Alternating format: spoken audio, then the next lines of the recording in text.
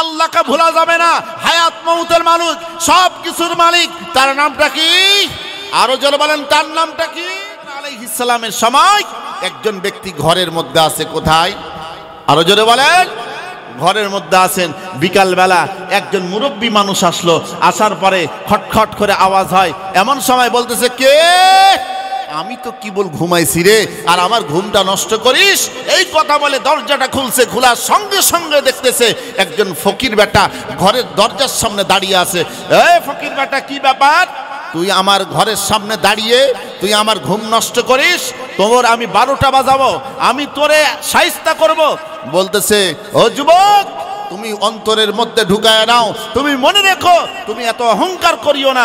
আগামীকালকে বৈকালবেলা এই বিকাল 5টার সময় আগামীকালকে তোমার মৃত্যু হবে, তুমি মারা যাবা। এই ঘরের মধ্যে তুমি মারা যাবা, এই সময়ে তুমি মারা যাবা। পৃথিবীর কোনো মানুষ তোমাকে বাঁচাতে পারবে না।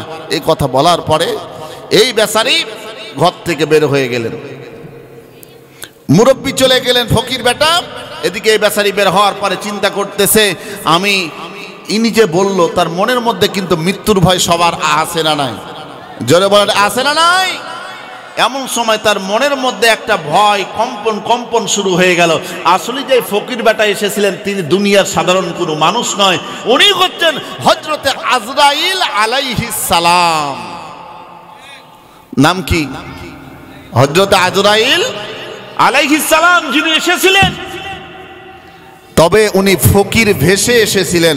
এমন সময় বেচারি চিন্তা করতেছে, আমি যদি ঘরের মধ্যে না থাকি। সে দৌড়িয়ে গেছে, যাওয়ার পরে পিছন থেকে বলতেছে, ও ফকির বেটা, আপনাকে আরেকটা আমি প্রশ্ন করতে চাই। আপনি তো বললেন এই ঘরের মধ্যে আমার মৃত্যু হবে, আমি যদি ঘরের বাইরে থাকি তাহলে কি আমি মারা যাব? আমি কি মৃত্যুবরণ করব? এমন সময় ও ফকির বেটা বললেন, আসলে উনি তো ফকির না, উনি হচ্ছেন হযরতে মালাকুল মাউত আজরাইল আলাইহিস সালাম। উনি বললেন, তুমি ঘরের বাইরে থাকলে তুমি মৃত্যুবরণ করবে না, তুমি ঘরের মধ্যে তুমি মৃত্যুবরণ করবে। এমন সময় চিন্তা করতেছে, আমি ঘরেও থাকবো না, আমি মরবো না, আমি তাহলে ঘর থেকে বাইরে চলে যাব।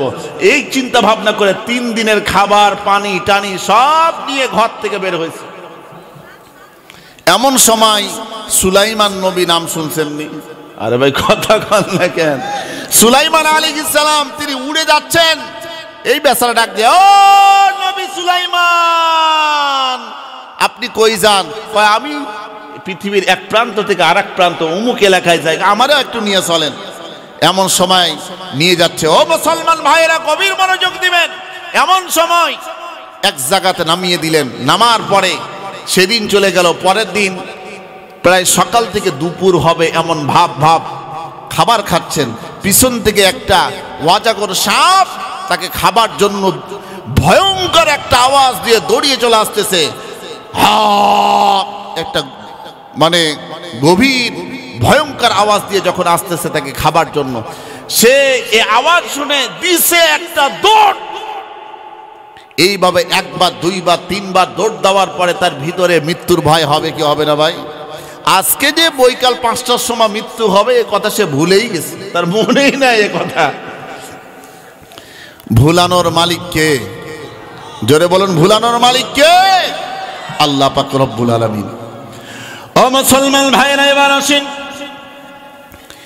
এই আল্লাহর বান্দা, এই যুবক এবার মনের মধ্যে চিন্তা চলে আসলো, আমার আর এই জায়গায় থাকা যাবে না, নিরাপদ নয়, আমাকে চলে যেতে হবে আমার এলাকায়। আমি কেমনে যাব? আবার দেখতেছেন আল্লাহর হুকুমে সুলাইমান আলাইহিস সালাম আসমান দিয়ে উড়ে যান। ডাক দিয়া বলেন, ও নবী সুলাইমান, আপনি কোথায় যাবেন? বলেন, তুমি যেই রাস্তা দিয়ে গতকালকে আমার সঙ্গে এসেছিলে সেই রাস্তা দিয়ে আবার যাব। ও নবী সুলাইমান, আমাকে তাহলে নিয়ে চলেন। নবী সুলাইমান এবার যখন নিয়ে যান, ঘরের সামনে বলতেছে আমাকে নামায়া দেন। ঘরের সামনে নামায়া দেওয়া হলো। এবার ঘরের মধ্যে চলে গেলেন। আবার যেই সময় বিকাল 5টা গতকালকে ছিলেন, আজকেও বিকাল 5টার সময়, দুপুরের সময় ঘরের মধ্যে যা ঘুম আরাম করছেন। আল্লাহ পাক রব্বুল আলামিন এই যুবকের চোখের মধ্যে ঘুম দিয়ে দিয়েছেন। তার নামটা কি? এক ঘুমে বিকাল 5টা, এক ঘুমে বিকাল 5টা।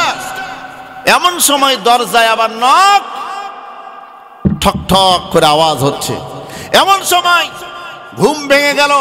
ঘুম ভাঙার পরে আবার একই শব্দে বলতেছে, গতকালকের মতো আমার কে ঘুম ভাঙে রে? এই চিল্লা চিল্লি রাগান্বিত হয়ে এমন সময় ওই মুরব্বী আপনার ওই ফকির বেটা বলতেছে, আমি আসি গতকালকে এসেছিলাম। তার মনের মধ্যে সে মৃত্যুর কথা স্মরণ করে দিয়েছেন। জোরে বলুন তার নামটা কি? আল্লাহু আকবার। জোরে বলুন আল্লাহু আকবার। সঙ্গে সঙ্গে দরজা খুলে ফেললো। এমন সময় বলতেছে, আপনি কে? বলছে, আমি দুনিয়ার কোনো সাধারণ কোনো মানুষ নয়, আমি হচ্ছি হযরতে মালাকুল মাউত আজরাইল আলাইহিস সালাম। আল্লাহু আকবার। আরো জোরে আল্লাহু আকবার। এমন সময় বলতেছে, আমাকে বেশি নয় 10টা মিনিট সময় দেন। বলতেছে, 10 মিনিট কেন, তোমাকে একটা সেকেন্ডও সময় দেওয়া হবে না। এই মুহূর্তে তোমার জানটাকে কবজ করে নিয়ে যাওয়া হবে। আমি বলতে চাই, ও বাল্যাদিগির মুসলমানেরা, আল্লাহ যখন হুকুম আসবে, কুল্লু নাফসিন যায়কাতুল মাউত, আইনামা তাকুনু ইদরিকুমুল মাউত ওয়ালাউ কুনতুম ফি বুরুজিম মুশাইয়াদা, তখন আমরা বাঁচতে পারবো না। তবে আপনাদেরকে বলতে চাই, আপনাদেরকে আহ্বান করতে চাই, আমরা মৃত্যুর পূর্বে সোজা হই। আমরা মৃত্যুর পূর্বে আমরা প্রকৃত মুসলমান হয়ে আমরা যেন মৃত্যুবরণ করতে পারি। আমরা কেমনে প্রকৃত মুসলমান হয়ে মৃত্যুবরণ করতে পারবো? এই জন্য আমাদেরকে আসতে হবে কোরআনের ছায়াতলে। আরে ভাই কথা কন না কেন? কারা কারা এই কোরআনের ছায়াতলে প্রকৃত মুসলমান হয়ে মৃত্যুবরণ করতে চাই? 2 হাত উঠায় আমার আল্লাহকে দেখায় দেন। লিল্লাহে তাকবীর, লিল্লাহে তাকবীর। ও মুসলমান ভাইরা, আমরা সবাই রাজি? আল্লাহ কবুল করুন। হাত নামায়।